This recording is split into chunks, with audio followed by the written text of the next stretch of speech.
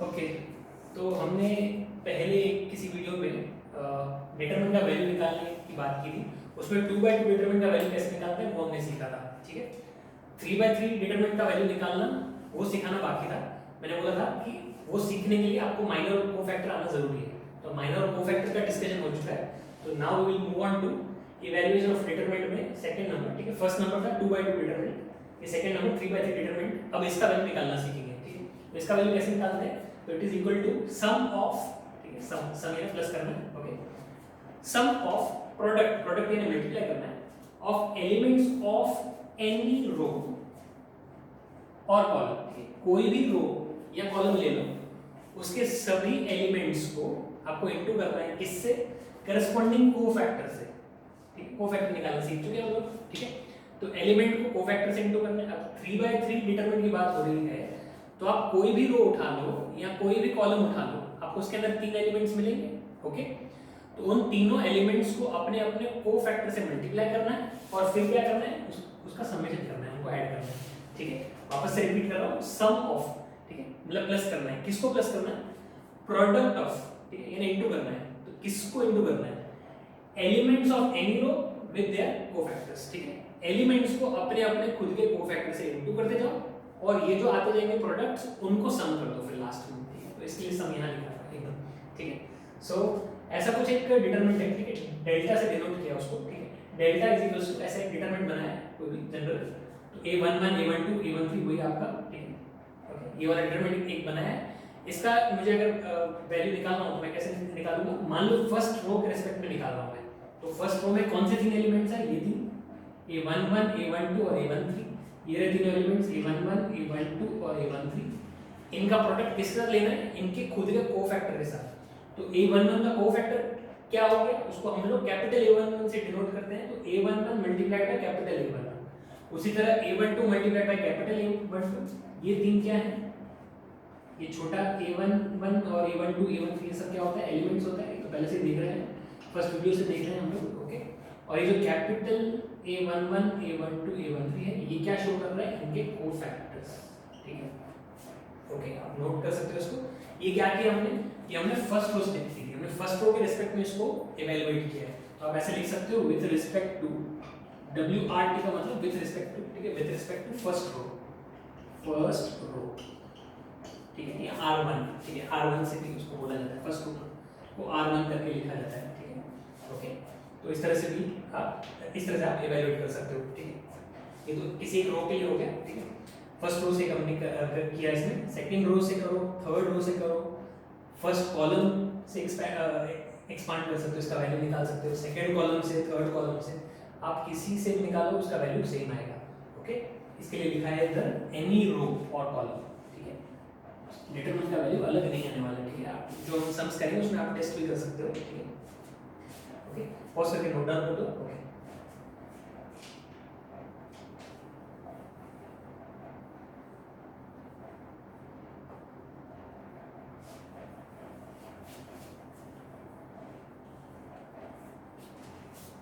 इसको मैं ऐसे भी लिख सकता हूँ जैसे मैंने बोला। ठीक है, मान लो थर्ड रो से एक्सपांड कर रहा हूँ मैं। ठीक है, ये थर्ड रो के एलिमेंट हो गए, इनका product with their own cofactors और फिर इसका सम। ठीक है, ये क्या हो गया? थर्ड रो के रिस्पेक्ट में हो गया, with respect to third row R3। मान लो किसी को सेकंड कॉलम के रिस्पेक्ट में करना है। ठीक है, सेकंड कॉलम के रिस्पेक्ट में करना है, तो कॉलम के एलिमेंट कौन कौन है सेकंड कॉलम के? ये तीन, a12 a22 a32, a12 a22 a32। इनके कोफैक्टर सिंपली कैपिटल लेटर लगा दो बस, उसी से डिनोट करते हैं। ओके, a22 a32, इसका सम कर दो, ये प्रोडक्ट हो गया, इसका सम कर दो। ओके, ऐसे भी निकाल सकते हो। सभी तरीकों से जो भी आंसर निकलेगा वो आंसर सेम होगा। ओके, ये क्या किया हमने? With respect to second column C2। Okay, हम लोग एग्जांपल करके देखेंगे। ओके, नोट कर सकते हो इस चीज को।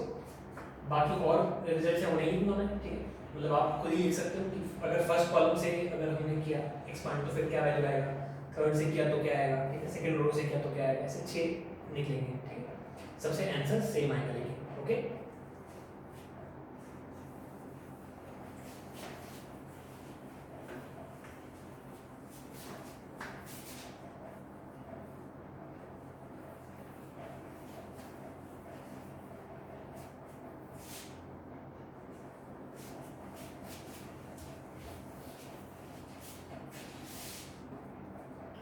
एक क्वेश्चन करेंगे,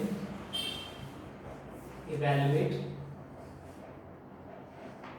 ओके, तो 1 3 4 -2 7 6 0 1 -2, ठीक है, ऐसा कुछ, ठीक है, इसको इवैल्यूएट करना है, ठीक है। तो कोई भी आप रो या कॉलम मन में ले लो, उससे आप एक्सपांड कर सकते हो इसको, ओके। सॉल्यूशन, मान लो for the sake of simplicity first row से करता हूँ, ठीक है, फर्स्ट रो से करता हूँ, ओके। तो फर्स्ट रो के एलिमेंट कौन कौन है, 1 3 और 4, ठीक है। तो ये मैंने लिख दिया 1 3 4, ठीक है। अब क्या मल्टीप्लाई करना है इसका, मुझे कोफैक्टर मल्टीप्लाई करना है, ठीक है। अच्छा चलो लास्ट में सम देने वाला है, तो ये प्लस और ये प्लस आ गया, ठीक है। कोफैक्टर मल्टीप्लाई करना है, ध्यान से सुनना, ठीक है। हमने कोफैक्टर वाले वीडियो में डिस्कस किया था, ओके, कि कोफैक्टर क्या होता है, कोफैक्टर क्या होता है, -1 raise to the power i plus j multiplied by minor, ठीक है। हमने फिर ये भी बताया था थोड़ा फास्ट कैलकुलेशन करने के लिए कि इसका क्या होता है, साइन कब कौन सा लगता है, वो हमने डिस्कस किया था, ठीक है। तो इसके लिए प्लस लगने वाला है, है ना, कोफैक्टर कैलकुलेट करते टाइम इसका कंट्रीब्यूशन में भी प्लस साइन, ठीक है। इसके लिए माइनस लगेगा, तो इसके आगे माइनस आ जाएगा, तो ये प्लस हटा के माइनस कर दिया मैंने, ठीक है। और इसके आगे प्लस आएगा, तो ये प्लस 4, ठीक है, ओके। अब this has been taken care of. अब मुझे ब्रैकेट में क्या लिखना है, ब्रैकेट में क्या लिखना है, ब्रैकेट में क्या लिखना है, माइनर लिखना है, ठीक है। हर एक एलिमेंट का माइनर लिखना है, क्योंकि कोफैक्टर के अंदर जो माइनर के पहले जो साइन आता है that has been taken care of, okay. अब मुझे ब्रैकेट में माइनर लिखना है, माइनर कैसे निकालते हैं, वही leave the row leave the column, okay. तो चलो इसके लिए leave the row leave the column, तो ये चीज बच गई, कैलकुलेट कर लो इसको। 7 × -2 -14 -1 × 6, ओके, ओके। -3 मल्टीप्लाइड बाय इसका 3 का माइनर बताओ, ये और ये गया, -2 × -2 4 -0 × 6 is 0, ओके। अब 4 का माइनर की बात आ गई, ठीक है। माइनर माइनर क्यों बोल रहा हूँ, मैंने डेफिनेशन में तो कोफैक्टर लिखा है, वन सेकंड रिपीट कर रहा हूँ। कोफैक्टर में होता क्या है, माइनर तो होता ही है, साथ में ये साइन वाला पार्ट होता है, जो हम लोग ऑलरेडी पहले की वीडियोस में डिस्कस कर चुके हैं।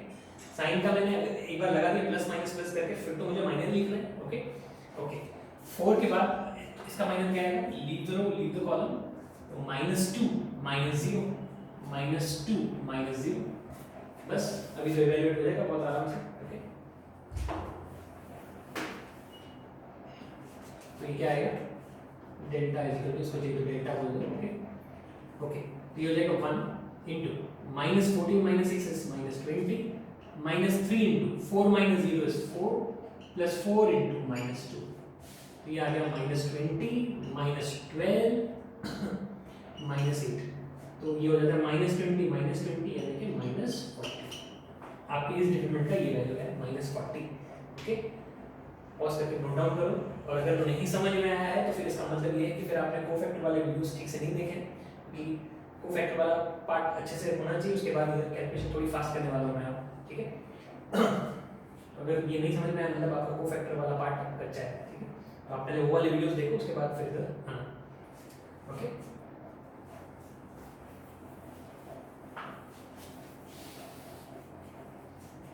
नेक्स्ट एक और कर लेते हैं,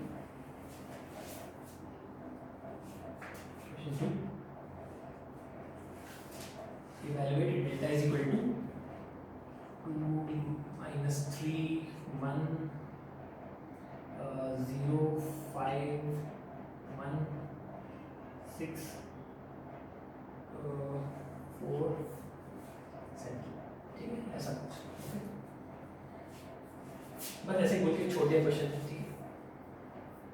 तो सॉल्यूशन, तो अभी क्या करेंगे हम, ठीक है। देखो डिसीजन आपके ऊपर है, कोई भी एक रो या कोई भी एक कॉलम सेलेक्ट करके आप इवैल्यूएशन स्टार्ट कर सकते हो, ठीक है।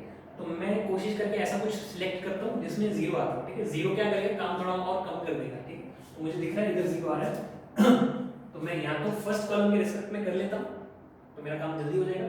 वैसे किसी भी रो या कॉलम के रिस्पेक्ट में कर सकते हो, कोई ऐसा रूल नहीं है, ठीक है।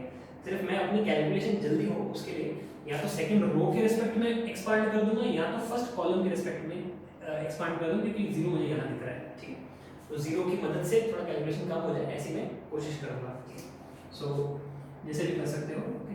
सो मान लो फर्स्ट कॉलम के रिस्पेक्ट में मैं करूँ, ठीक है। तो कौन से 3 एलिमेंट्स देखे, 2 0 और 6, ठीक है। तो 2 मल्टीप्लाइड बाय माइनर, माइनस आएगा इधर 0 मल्टीप्लाइड बाय, ठीक है, माइनस प्लस का इधर कोई रोल ही नहीं है इनफैक्ट, ठीक है, 0 है क्योंकि, प्लस 6 मल्टीप्लाइड बाय इसका माइनर, ठीक है, क्यों माइनर माइनर बोल रहा हूँ, हर 1 सेकेंड साइन का काम कर लिया है, कोफैक्टर में साइन के अलावा माइनर ही बचता है सर, ठीक है। तो 2 इंटू 2 का माइनर क्या है 35 माइनस 4, 5 7 में 35 माइनस 4, ओके, 35 माइनस 4, ये 0 के अंदर लिख देना जो भी आएगा, ठीक है, यानी 0 multiplied by anything will be 0 only, 6 into, okay, 6 into minus 3 minus 5, minus 3 minus 5, okay, minus 3 minus 5, okay, so ये क्या रहता है delta is equal to, okay, 2 into 35 minus 4 is 31, ये 0 गया, plus 6 into minus 3 minus 5 is minus 8, okay, तो ये कितना आ गया 62 minus 48 and the answer is 14, okay, note कर सकते हो।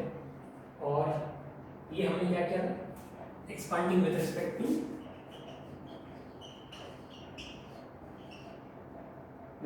टू फर्स्ट कॉलम यानी C1, ठीक है, इसको जल्दी से नोट कर दो पॉज करके, इसके बाद किसी और रो या कॉलम से भी करके मैं दिखाता हूँ, ओके, 14 है इसका आंसर, ओके,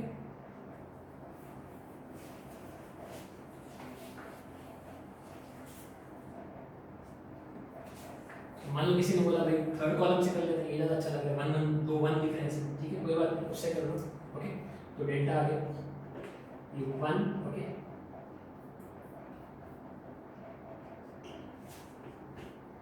ओके, अच्छा इसके साइन में प्लस आता था, इसमें माइनस, इसमें प्लस, ठीक है, इफ यू रिमेंबर मैंने ऐसा कुछ स्ट्रक्चर लिखा था, plus minus plus minus plus minus plus minus plus, ठीक है, फिर थर्ड कॉलम के हिसाब से कर रहे हैं तो साइन क्या होंगे प्लस माइनस और plus, minus 1 raise to i plus j वाले पार्ट की बात हो रही है, ठीक है, तो इधर प्लस लग गया, ठीक है, कुछ नहीं लिखा, माइनस, ओके, 1 है ना, और प्लस 7, ठीक है,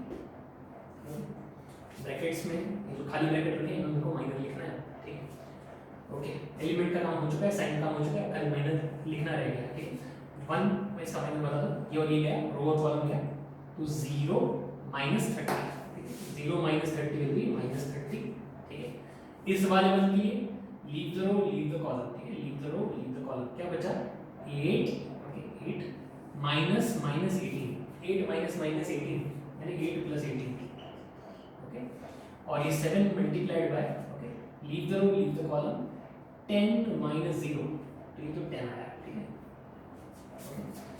तो क्या आता है minus 30 minus this is 8 plus 18 is 26, 26 को 1 से इंटू किया तो 26 ही आएगा, आगे माइनस का साइन था, and plus 70, so as you can see ये दोनों मिलके माइनस 56 हो गया और ये प्लस 70, तो सब मिलके 14 आएगा, तो आप किसी भी रो या किसी भी कॉलम से करेंगे आंसर सही नहीं आएगा, आपको अगर चाहिए प्रैक्टिस के लिए सेकंड रो से कर लो, ठीक है, इसमें भी एक 0 दिख रहा है, ठीक है, सेकंड रो से कर सकते हो, काम जल्दी हो जाएगा, ओके, आंसर आपको 14 ही आएगा, अगर फिर आंसर अलग अलग आ रहा है इट मींस कि आपका कैलकुलेशन में कहीं ना कहीं मिस्टेक हुआ है, ओके,